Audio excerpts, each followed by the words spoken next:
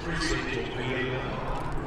So you can see from the observer's position, aiming circular the way back, especially from the slipstream section.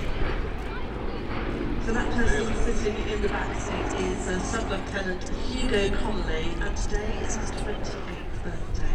Warm Midlands Air Festival roundly welcome away to Hugo as we were talking last night about the pressure of waving because it's fully in the slipstream and the wash of the propeller is really hard work. So if you see an arm waving enthusiastically, that is Hugo on his 28th birthday.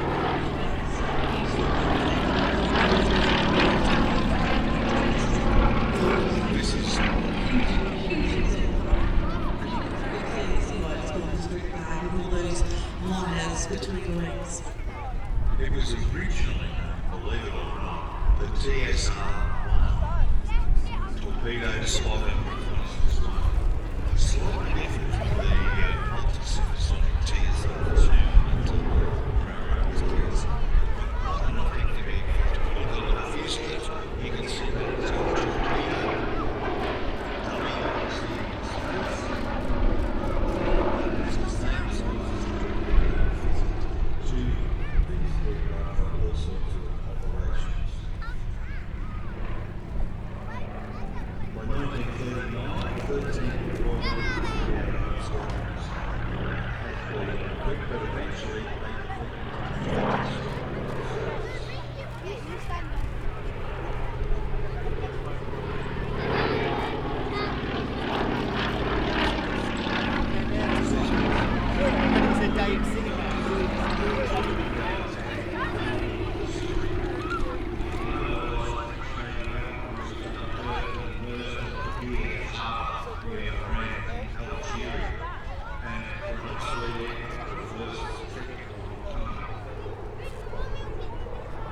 Particularly in 1940, 21 Swordfish, with 4 different squadrons operating HMS Illustrious.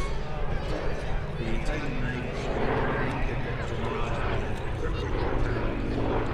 2 battleships were severely damaged, 2 were underwater, 1 cruiser, 2 destroyers hit, plus 2 of the submarine vessels were destroyed. An incredible attack achieved just unbelievable bravery. And as a result of that attack, the Japanese Navy sent representatives to see the area, see what damage had been inflicted, and that helped to formulate the attack on Pearl Harbor in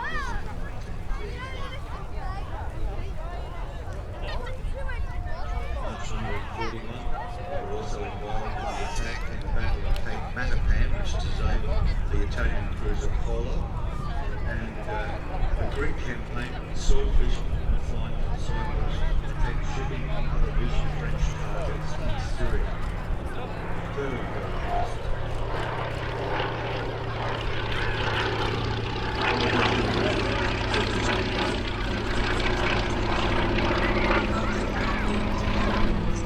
Was very privileged, to meet a Enduro veteran a couple of years ago, whose job was exactly what Hugo is doing today as that rear observer in the Swordfish, flying incredibly high in those extremely cold temperatures, protecting the convoys, but also they were ending up submarines. And said it was really interesting how clearly the submarines were very crystal clear water.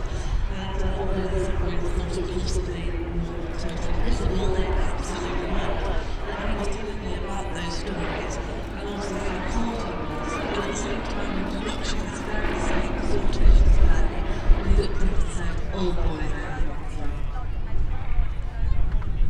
690 horsepower Bristol Pegasus engine, 9 cylinders. The crew consisted of a pilot, radio operator, and the air gun observer. At a range not very much, actually, about 475 miles, or about 900 kilometres. But it could carry 6 Vickers gun for the fire, 1 303 Vickers gun in the rear fuselage cockpit, a 1,670 pounds torpedo, 1,500 pound line, or 1,500 pounds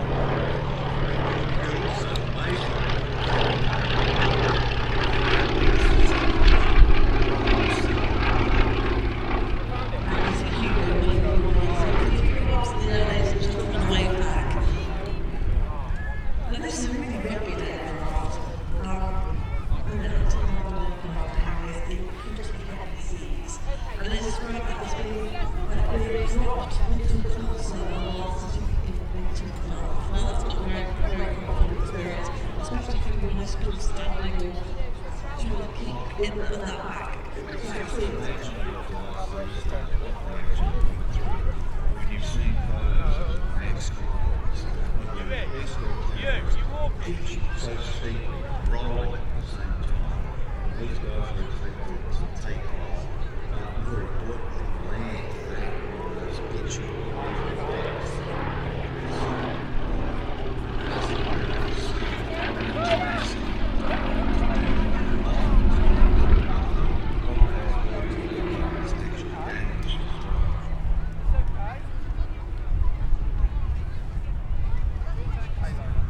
We'll talk a little bit later on about exactly how much a pilot can see forwards without massive brake and range of energy in front. It's kind of easy to make an approach from the smaller area, getting forwards, pushing the wing of the aircraft, and get it forward without forwards.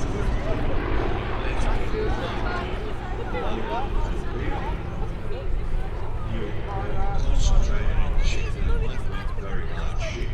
They were firing at you, and you were looking at the optimum position to drop the torpedo. The ship ahead of you is probably steaming and making crazy manoeuvres.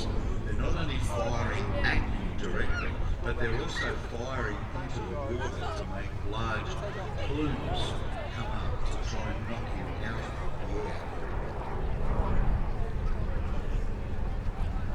To land on that basically the hostage ship, an aircraft carrier dead.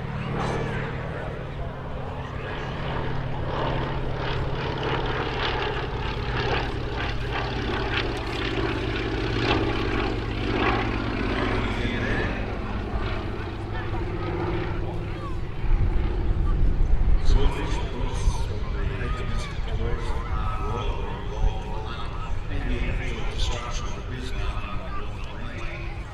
Swordfish torpedoes could steer and made headway impossible for the Bismarck, resulting in loss of the aircraft. They were also involved Swordfish claimed massive cripple members of the costume. Attacked the German battleship Sharples, Eisenhower and the Prince Eugen during the famous Channel Dash. Despite the ship's enormous fighter escort and withering anti-aircraft fire, Swordfish pressed home their attacks, and unfortunately all the Swordfish were lost at engagement. We bid a fond farewell to Swordfish. She is part of the Navy Wings collection based at